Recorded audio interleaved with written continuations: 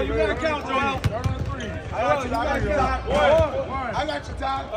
1, 2, 1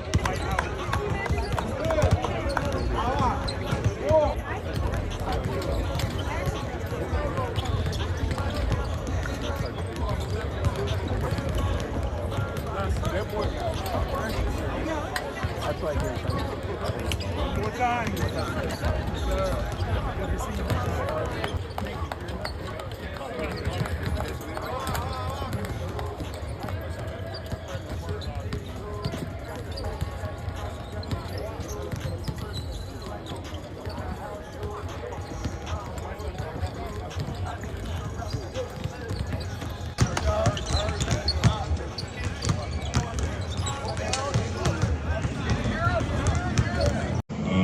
The crowd is amazing. You're ultimately like in your complete comfort zone. Like the flow of the day doesn't change. You're in your own bed. You have shoot around at your building. You eat your pregame meal from your chef or your whoever. So it's just like it's very comfortable. The whole flow to the day, and then the crowd's behind you. They give you energy, whether you're up or down or whatever's going on in the night. So it's yeah, it's an advantage. It's fun for sure. Joel on the ring. Joel Lorenzi with the Oklahoma. Shai, I know this thing is sort of arbitrary, but people's definition of adversity or their barometer for it has been having to lose over and over in the playoffs. I mean, Boston is probably the prime example. How often they went so close to the finals and lost.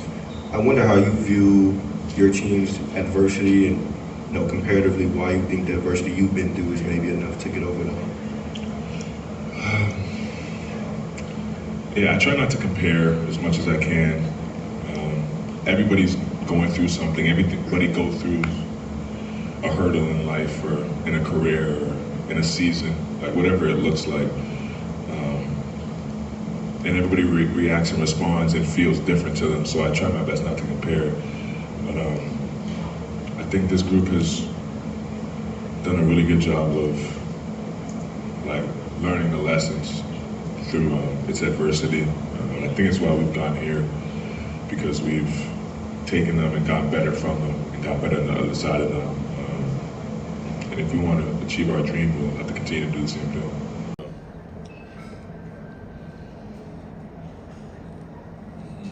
We do a really good job of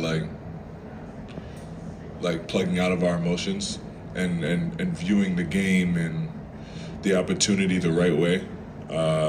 So I honestly don't feel like I have to do too much with this group. They do a really good job of putting the team first above their individual emotions or goals or whatever it may be, and getting done what needs to get done. And I think that's why we've gotten here. So I don't think I have to do anything special because of the stage. We just have to be who we've been all year and use the muscles that we've trained all year. Serious about just the respect you have for Rick Carlisle. Just what's it been like to kind of sit on the other end of the chessboard against him for 7 games? Humbling. He's a great coach. their team plays with a ruthlessly consistent identity. They really compete. They're never out of a game. They've done an unbelievable job collectively of building the team to the point where they can get to this point and perform the way they have in this point. And it's been the case, in the end. I mean, there's not a lot of nights where you feel like you're at an advantage from a coaching standpoint. There's great coaches in the league, and he's certainly right at the top of the list. On your right, Nick. Mark, you often talk about simplicity in your message and tactics. How key for you is it tomorrow that your guys are playing instinctually and not thinking here in Game 7? Critical. I think that's the deal. Is you want to be prepared. Certainly want to learn the lessons, get the game plan into the game, but not at the expense of aggressiveness, confidence, instincts. I think that's been a strength of ours this season. We certainly need to lean on that. We got to understand the work's done, and we got to trust that work. The muscle's built. We got to flex that muscle. That's what tomorrow will come down to for us. I think it's all play. He's had some quiet games in the series, as all great players do in a playoff series, because you're playing against a great team. The deeper you go, the better the competition tends to be. And then you're playing against a great team over and over and over again, which is an experience you just are not getting in the regular season. And so there's no point in the regular season where you play a great team 7 straight times. And as a result of that, great players, great teams, they vacillate in and out of everything. To Chris's question with the intangibles, it's like it's very hard to sustain the exact same level over and over and over again in a playoff series, which is why I think some teams win games, they lose games, and some great players have really loud, great nights, and then they have quieter nights. So I think we've generally done a pretty good job in the series, and so is Indiana, and that's why it's 3-3. And now it just comes down to who plays better tomorrow. Third row. Hey gentlemen, Michael Branch from Rogers Sportsnet in Toronto. You've matched up a little bit with Pascal Siakam off and on through the series.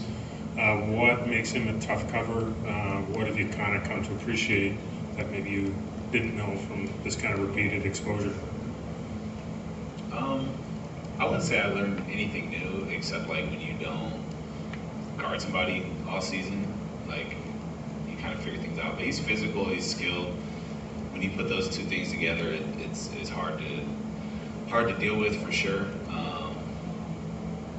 And I think the biggest thing for me was he was taller than I thought coming into the NBA. I guess like, it's not really like a shock now, but just like that, like when you're tall, physical, and obviously like when you've been through this finals process a couple times, just like the playoffs over your career, like you get better, and a lot of moments don't really rattle you. So he's been a tough cover, but it's been really fun to go up against him every game and kind of have that battle. Barry? Yeah, Barry Trammell, Tulsa World. Coming in, everybody often talked about lack of deep playoff experience by you guys, but the biggest mismatch in experience is on the coaching bench with Carlisle versus Mark. How do you feel like he's held up? What have you liked during this playoff run that you've seen from him? And how much pressure is on him to coach well in Game 7? I have very mixed thoughts about this question. I don't ever worry about Mark not being prepared for a moment. The way he attacks basketball from a coaching standpoint is the same way I approach basketball, which is why we have a lot of respect for each other. So I'm not too worried about the experience there. Obviously, Rick is another great Hall of Fame coach. So I think Mark's also getting better at coaching against him the same way we would as we get deeper into this run. And I feel like just from a playoffs, lack of deep finals experience, you're probably about as deep into the finals as you can get in a Game 7. So I'm never worried about Mark and what's going on.